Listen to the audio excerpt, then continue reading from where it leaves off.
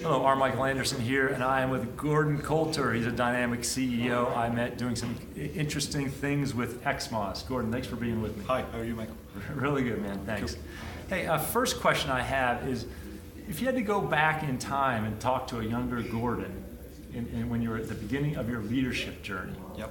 what would you tell him? I think probably to be more confident, Yes. more belief in yourself.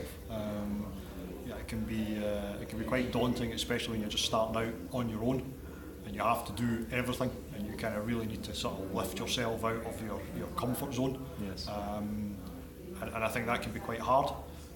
Now I'm learning to embrace that by sitting here doing videos with you. And yeah, it would be to go back, embrace getting yourself out of your comfort zone. Yeah. Because ultimately it drives you on to better things. Yeah. And I hear you, because leadership is scary, isn't it? Oh yeah, It's difficult. terrifying. I mean, nobody sometimes gives you that heads up. Yeah, you're very much sitting up there at the kind of pointy end of the stick on your own, and there's not that person above to say, well, you should do this or you should do that. So yeah, it all falls on your shoulders. Yes, it all falls downhill. Yeah, exactly. Yeah.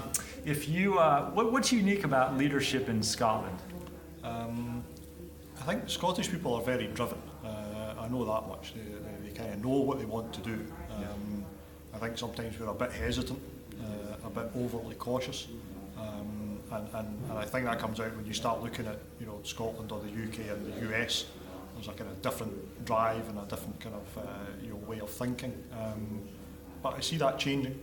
I think people now here are recognising that we have to speed up, we have to get quicker at things, and there's not really any point in hanging around, dithering over it. Just get on and do it, solve it, and move on to the next thing.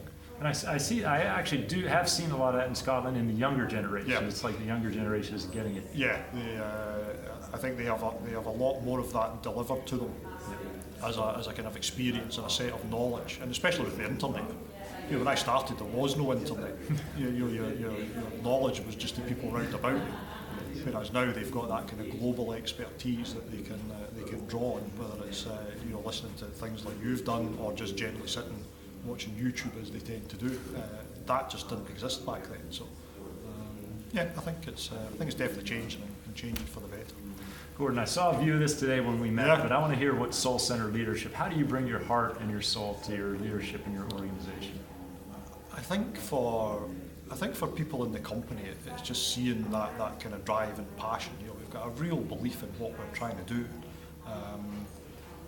Both that we take into our clients, so we have a lot of respect that they hold for us, but also just people seeing that if I'm asking them to do it, it's probably because I've already done it before, and I'm still willing to do that. I think a lot of times with leadership, it's easy to just sit in the back, crack the whip, and tell people this is what you must go and do. Far rather kind of sit at the front and say, let's go, I'm first. Come along with me, and we'll all solve this problem together. I think that matters. I think that matters a lot to people. It matters to me, and I think it matters to the people that are in there working, that they're not being asked to do something that I wouldn't be willing to do myself. Yeah, it's interesting. You can't do it all yourself, but you have to show that willingness, and you have to get your hands dirty just to show them that you're not necessarily above it or anything. Yes, and that is, I think it's too easy for people to think they're now elevated into some grand position that they just dictate orders and everything happens, and I don't think that leads to, it's not a good long-term plan. You can maybe get companies maybe out a rut that they're in at a point in time, but it doesn't work for the long term. So, yeah. Well, thanks everybody. Thanks for tuning in. And again, everybody, we need everybody to show up as soul-centered leaders, because let's face it, this world needs all the soul-centered leadership it can get. Yeah. Thanks everybody. Thank you.